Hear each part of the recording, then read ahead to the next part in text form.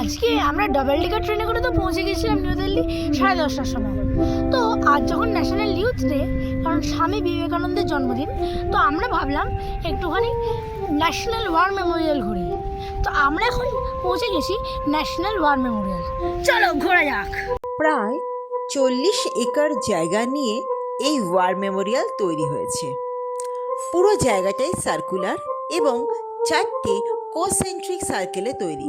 সব থেকে ভেতরের সার্কেলের সেন্টারে জ্বলছে অমর জওয়ান জ্যোতি। এই সার্কেলের নাম অমর চক্র।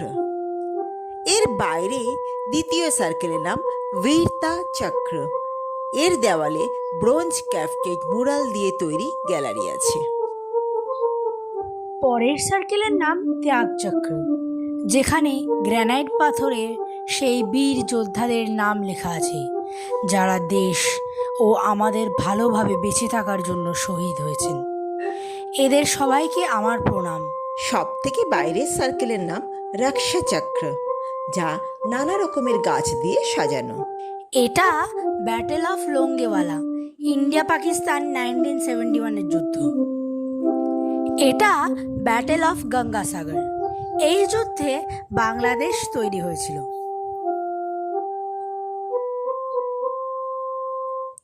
এটা ব্যাটেল অফ তিতওয়াল, ইন্ডিয়া পাকিস্তান 1947-এর যুদ্ধ।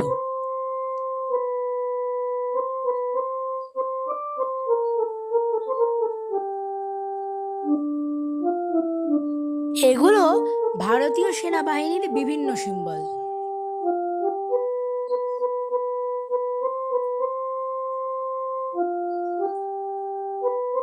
দেখো, এই জায়গায় দাঁড়ালে অমর জওয়ান জ্যোতি, নেতাজি মূর্তি ও ইন্ডিয়া গেট একসাথে দেখা যাচ্ছে।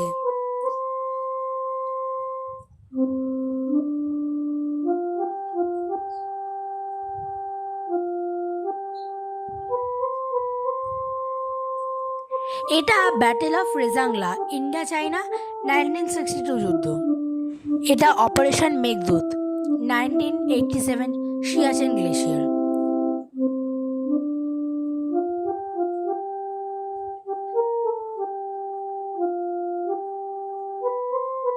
এটা অপারেশন ট্রাইডেন্ট।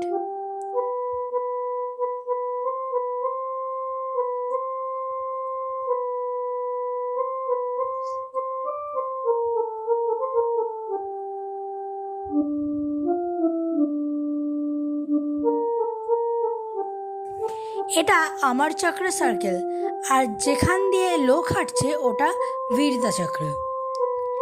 বীরতা চক্র এরিয়া থেকে বেরিয়ে আমরা যাচ্ছি ত্যাগ চক্রের দিকে।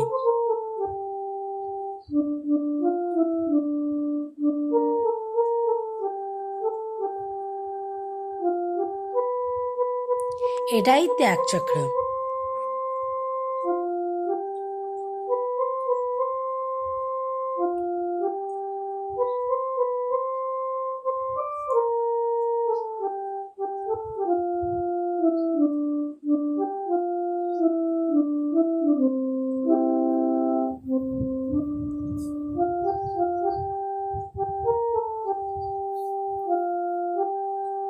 এবার এখান থেকে বেরিয়ে যাব ইন্ডিয়া গেটের দিকে। তার আগে এখানকার সুভেনিয়ার শপটা দেখব।